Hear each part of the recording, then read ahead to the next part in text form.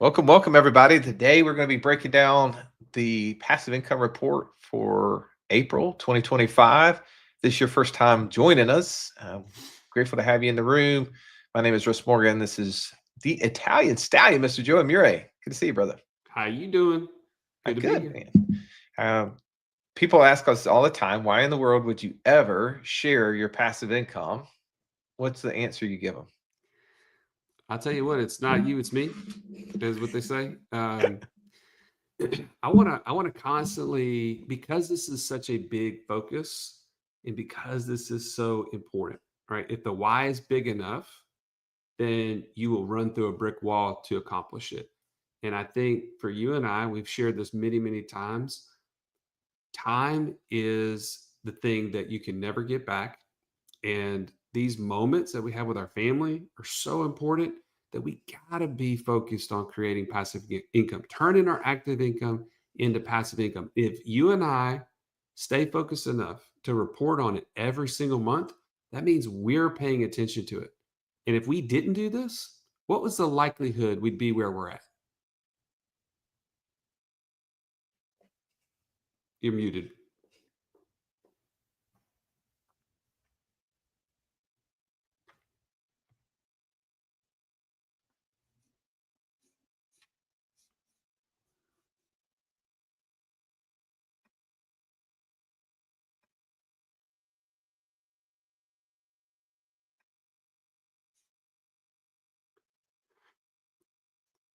Can you hear me?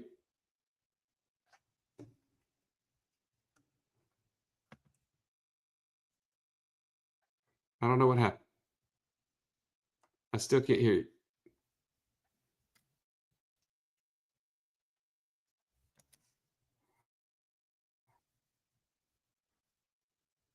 You there?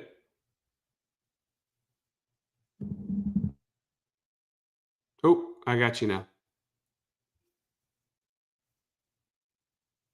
I can hear you now.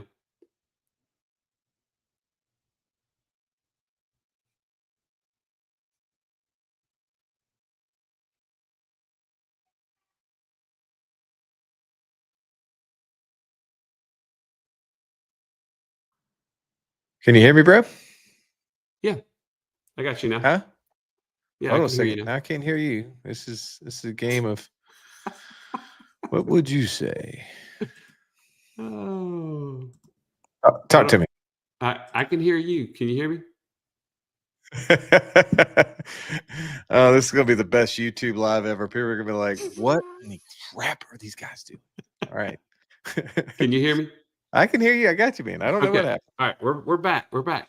All right. So, all right. Yeah, podcast editor is gonna be able to clip that out, but for YouTube, you just get the raw. That's The right. beautiful here. You look at our faces, you know that this thing ain't pretty. So, So can you pick up after I ended? Like, did you hear my last point where I said if we didn't do this, where would we be? yeah, And then you pick up from there. yeah. So good.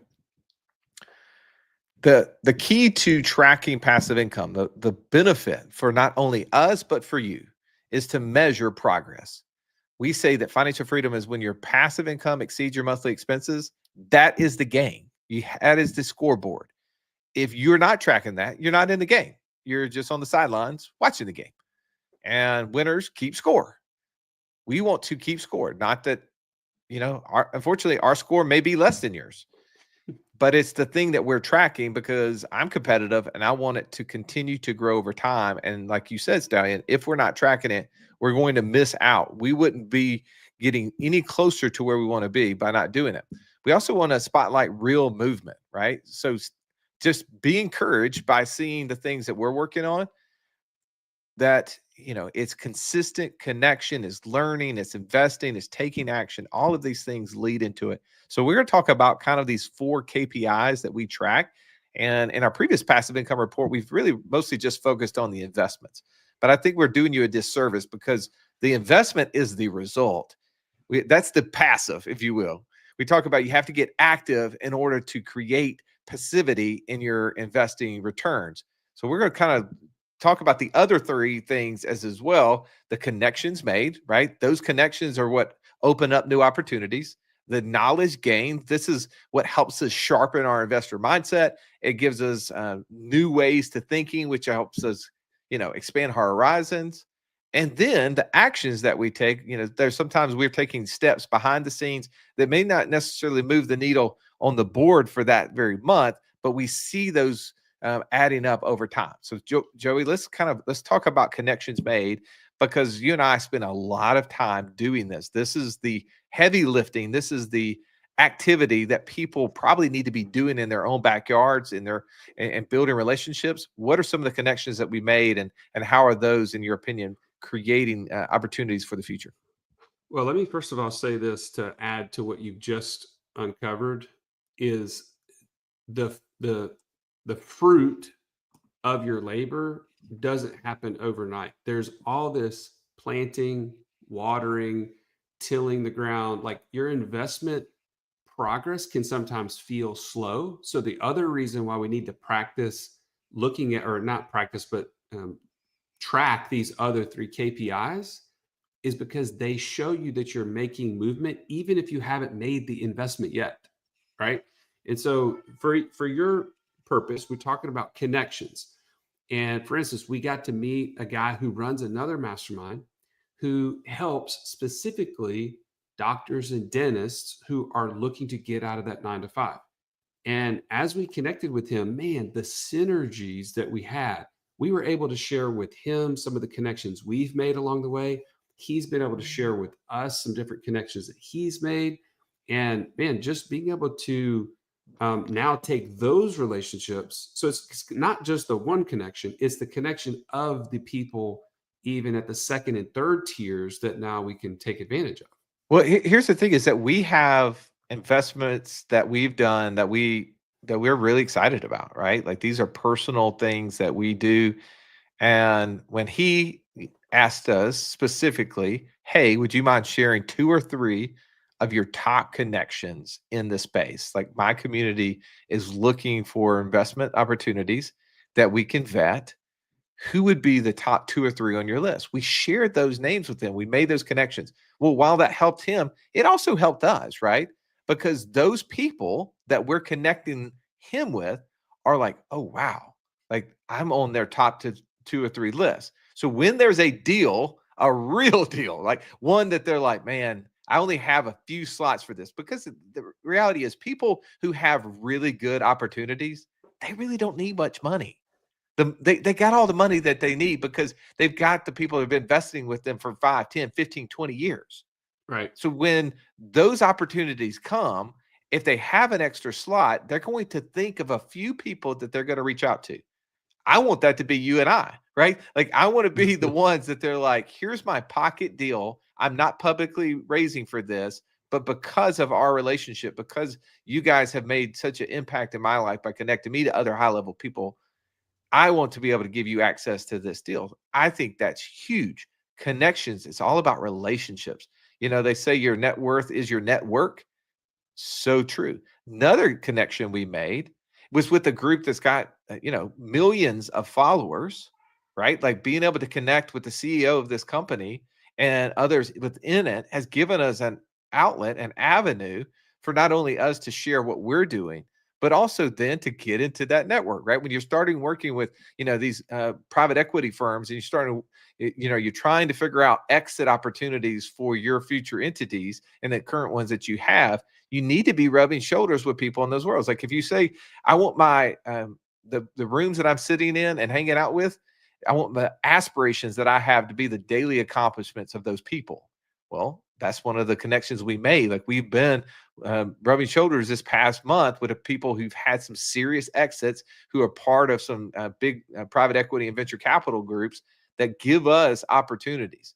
These connections, I think, are huge. That's why we measure this, and we don't talk about it all the time. But I think, yeah, it's fun for us to share this. Talk about Yeah. knowledge, right? Like, the things that we learned this past month that are going to move the needle. Well, I'll tell you, for me, this is really kind of like an aha, but it was a duh moment at the same time, right? We talk about estate issues, we talk about emergency plans and things around protecting our wealth in our mastermind. I actually just attended an estate planning kind of legacy 100-year plan intensive for our mastermind in Utah. And this topic didn't even come up in March. But in April, I was talking to our family office about the fact that my daughter's now 19 and all this. And he just brings up the very simple question, well, does she have a living will? Does she have a power of attorney? Does she have any of these medical directives or anything like that? And I'm like, I don't know about you, Russ, but I was kind of like, well, she's 19. Why would she need all that? He's like, but you don't understand is if something were to happen, emergency situation, you show up at the hospital, they literally legally cannot allow you to speak into the situation. And I'm like, whoa, had no idea. I mean, it just that invisible line between 18 and 19, all of a sudden she needs all these things. We're able to, in a matter of days, get that accomplished. But man, that was a big, like, I'm so glad we got that covered now. Just peace of mind. Well, here's another thing for parents who have set up the infinite banking system and now your kids have become of majority age. Most people don't know this, that when the insurance policy is issued on a minor child, there's a rating just specifically for minor children.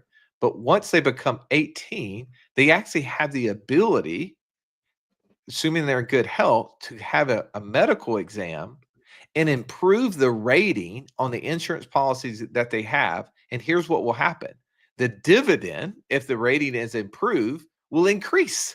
So the return on that insurance policy gets better. That's a thing that people forget when they set up insurance policies on minor children. They forget when they become of majority age that there is an opportunity. Just give them, and the beauty of it is you could do that for free, right? Like these insurance companies will typically pay for that stuff for you. So this is a really beneficial thing. I think if you have an insurance policy, your child has now become 18, 19 or older, and you had that policy from the beginning, you can go back there. I want to share one nugget, right? We have a passive income mastermind that, has some of the highest level, highest quality people in it. And within that group, we have the privilege of meeting several times virtually a month and a couple times live in person.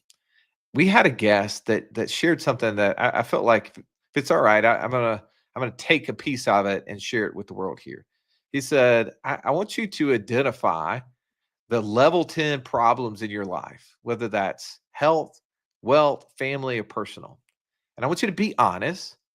Are you putting a level 10 effort into solving those things? Here's where it Mm. hit me. It's like most people, and I think I might fall in this criteria in a few of these categories, are putting a level 2 effort into level 10 problems and wasting energy on level 1 issues. Mm. So here's your opportunity. Take notes real quick, or just record this. You go back and listen to it. Is that categorize from your personal health, wealth, family? What are the biggest problems in each one of those areas? And actually rate them on a scale of 1 to 10, with 10 being the worst, right? And then rate your current effort level towards solving each one of those.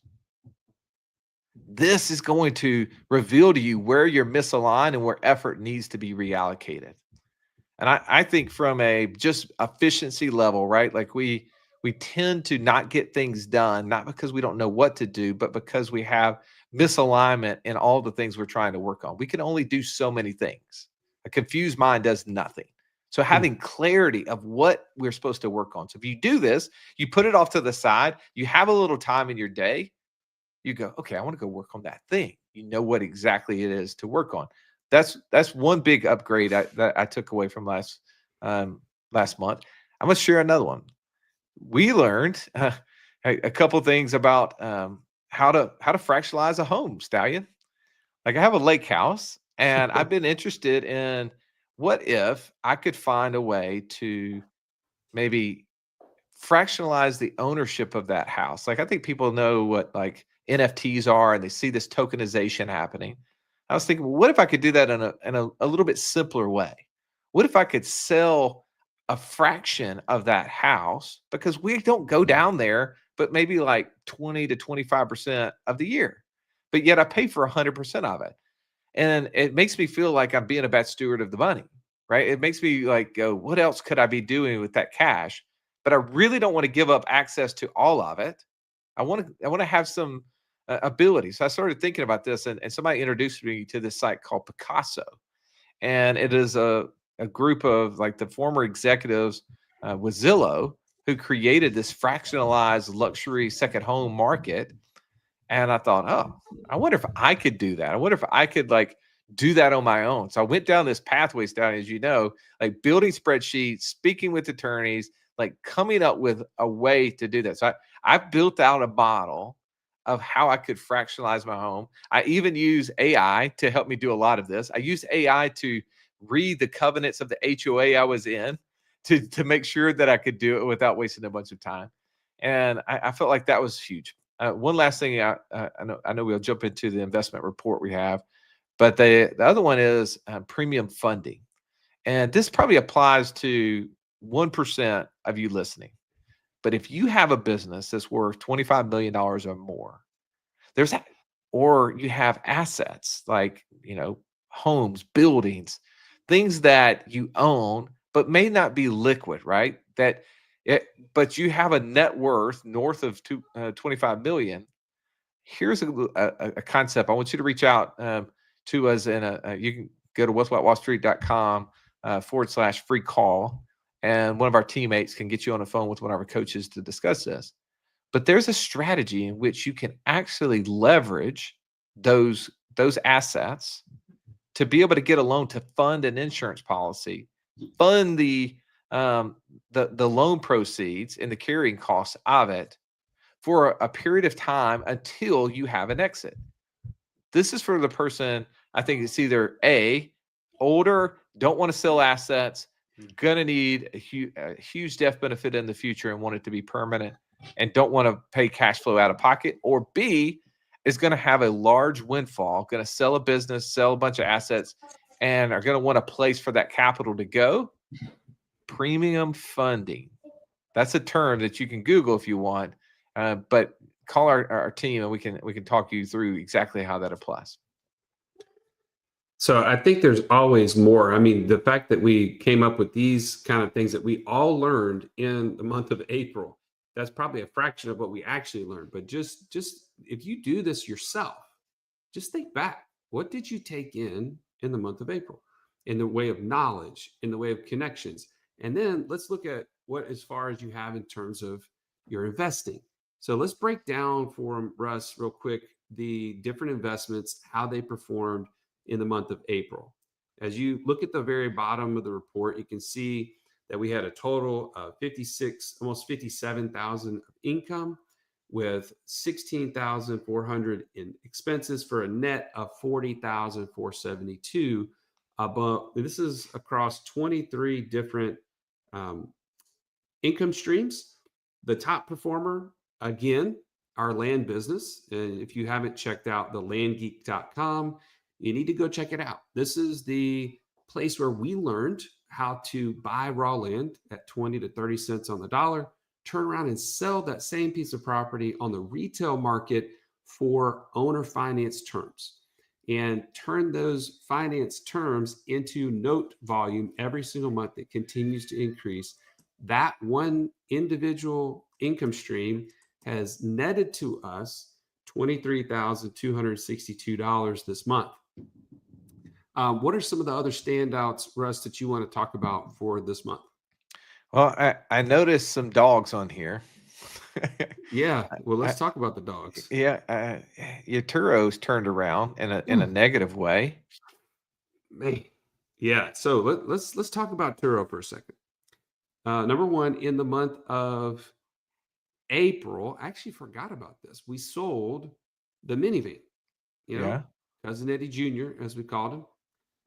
He went out to pasture, and actually, interesting enough, just to give you some feedback on this, when I put the minivan on Turo, it was almost 2 years ago. It was about 22 months ago, and when I did that, I could have sold the van retail about maybe $14,000 to $15,000. Okay, that was like the Kelly Blue Book retail kind of cost. Fast forward over the course of those 20 months or so, 22 months, it was averaging, and I need to do the exact math on this, so I'll report back on this exactly, but it was averaging around $600 per month net after paying all expenses, including the management and operator. I was then able in April to sell that minivan for $9,750. So almost $10,000. I turned around and took that money and bought a Hyundai Sonata for 7750. And in the month of April, so I lost the revenue from Cousin Eddie Jr., the minivan, because it was sold. And I did the startup for the Hyundai, which means there's an upfront fee to do that. There's licensing. I had to get, the tag set up. I had a gap of time for all that. So there's just a lag in terms of the actual income that's going to be showing from that vehicle. So I'm showing a loss here. Yeah. Across the three vehicles I have, it shows a negative, let's see, 829.91. But I am confident that they are all three being heavily rented right now. The other two were in like the 27 to 29 day range in terms of the number of days that they're being rented. So I feel really confident that it's going to turn around, but that's the story behind it. Yeah. I I I noticed that 100 Unicorns is still on here, losing money. Thank you, 100 Unicorns, for our monthly shout out to Hey, worst investment of Joey's career that Russ won't let him get over. hey, just trust me when I say, yeah, I'm slow and steady, bro. I'm the tortoise and I will come for you. Oh, Okay. 100 unicorns will come for you. yes. I anticipate a horn in the butt there. Um, Get ready because we've yes. got products coming. Okay. The your your digital websites, those are doing pretty good. I like that. I see some Yeah, progress on content sites. Looks like between all the sites you got about $1,500 a month. that's right. Right now, Earthly Go was just over 1,100. And the other two, the Cake Decker site and the Gardening Dream, both of those two have really started to come back because they had a little bit of a lag when we took ownership from the YouTube had to switch over to us, and there's a little bit of a lag there. But man, we've got an SOP that we've got two virtual assistants running right now in the background, and they are just churning out new content on those sites. And so, man, we're on an upward trajectory with those things, and we haven't even added affiliate income to either one of them. So just in case you're listening and you don't see this, I in the two sites that are now showing $405 as a net income, I put $15,000 as my portion into those two, and I have a partner who's the operator, and so he gets 60%, I get 40%. That's my 40% is the 405. But man, we are collaborating usually once or twice a week just for a little bit of time to talk through strategy, to talk through what's the needs of the business, and then he's executing with the staff that we're putting together over time. So this is kind of how it's working. And yeah, we're continuing to use new AI tools and things like that to enhance it. I want to talk a little about the last KPI that we have. So we talked about the connections, the knowledge, the things that we've learned, obviously the investments that we've made, but there's been some action that was taken in the month of April. What was one of the things that you did in April? So one, I sold my condo. Finally, after 21 years, Russ, we were able to sell the condo that really never made a whole lot of money.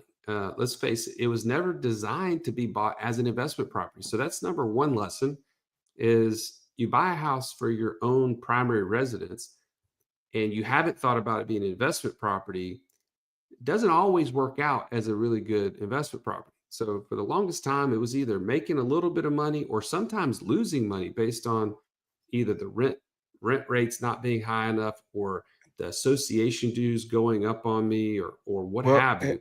I think what you shared this is that it was a condo, and That's right. condos haven't kept their appreciation in a, non-vacation market the way that traditional single-family standalone buildings have, right? So, like, that was Totally. a lesson that you learned. I think that that's a good thing to teach our kids, right? Like, maybe don't go buy a condo.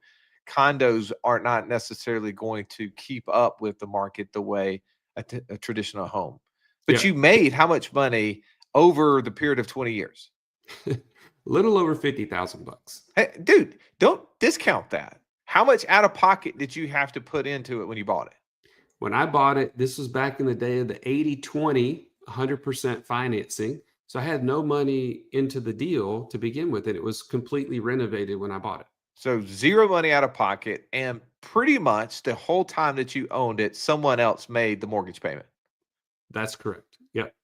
So I mean, the only issue is that you didn't have 100 of these. If you had Yeah. 100 of them and you were selling one every single year for 50 grand, you probably wouldn't care. You'd be like, that was a good deal. That's a good The point. thing about it is this is the investor DNA. Joey, like me, has a little more interest in excitement. But if you are the slow, steady, like very analytical, methodical, having that would have been great. You just would have wanted more. And I think that there's a That's a good good point. understanding of the assets that we own. I think you've been wanting to get rid of this because it wasn't creating the opportunity, right? Didn't have as high of a ceiling as you would have wanted with your money. That's true. And knowing what I know now, as opposed to 21 years ago, I know now what I can do with that money at a much higher, cash flow per month than leaving it locked up in that Yeah. equity of that I, home. Trap, he could have literally, based upon the spreadsheet, he could have bought an infinite amount of 100 unicorn site. He put zero money into this property. It didn't lose money. It ended up paying him 50,000 on the back end on the way out. As compared to 100 unicorns, Stallion, correct me if I'm wrong, but it looks like you put in 30 grand. And At I don't least. really think that that's probably keeping track of all the money that you put in it. It's lost money every single month. And right now you would have to pay someone to take it off your hands. Like, because in order to close this thing down, you're going to have to pay accountants. You're going to have to pay attorneys. All these things to just shut the thing off. I think that you could have done something differently, and I'm just glad you didn't. Man, thanks for that, Russ. And remember, I'm coming for you All for right. this time. Here's What else another did you thing do? we did in the month of April is you've heard us talking about that we are acquiring other businesses in the insurance space, and a part of that is raising funds to make that happen. So we raised a little over $4 million in the month of April for the acquisition of some of these businesses that we're buying. And people ask us, "Hey, how do I invest it with you guys or in you guys, whatever?" And most of the time I say, "Well, it depends on your investor DNA. If your investor DNA is a high I and you're excitable and you're looking for huge upside, you don't want to do that because we don't have an opportunity for you. But if you like a slow, steady, boring, 8 to 10% every single month payout, then and you're an accredited investor, go to wealthwithoutwallstreet.com. Actually, not. I'm sorry. Go send us an email at info@wealthwithoutwallstreet.com, and just in the subject line, put accredited and say, "Give me more details around the debt fund that you have," and we'll gladly get on a call with you and share those details.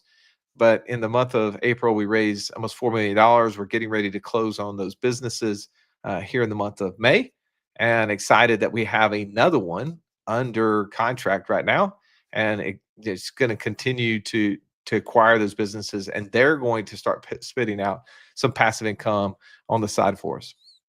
That's right. Another thing that we took action on in the month of April is you heard John Wilker on our podcast, thesimplestbiz.com. In fact, if you want to learn more about this, if you go to wealthwithoutwallstreet.com/the simplest biz, you can actually learn about the pallet flipping or pallet recycling business. This is where you go and you pick up pallets from places that don't want them and turn around and sell them to businesses that are trying to buy them at a discount, right? And rather than paying full price for a brand new pallet, they would love to have a recycled pallet from somewhere else because they're just moving their product from point A to point B. Well, I got so inspired by the idea, I went and purchased the course myself and started going through it, not with the intention of me personally doing it, but just to understand the business model, understand the challenges, and understand how to structure the infrastructure for this business so that I could go hire the proper operator to run the business. And good news, as after taking that action, I've identified somebody and we have already started the process of getting that business up off the ground. More to come on that, but that was some action that I took in the month of April. Oh, I love it. Nothing like Stallion taking another course. All right. We've shared with you today connections, the lessons, the knowledge that we're learning. We're still learning, right? Like we continue, failing forward. Some of the investments, what the results of those were, and the actions taken.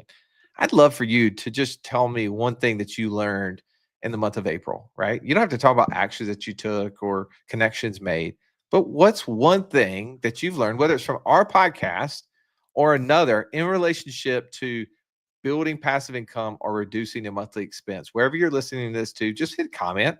And that way, one, I know that this is resonating because you're listening, but give us a comment. Tell us one thing that you learned in the month of April.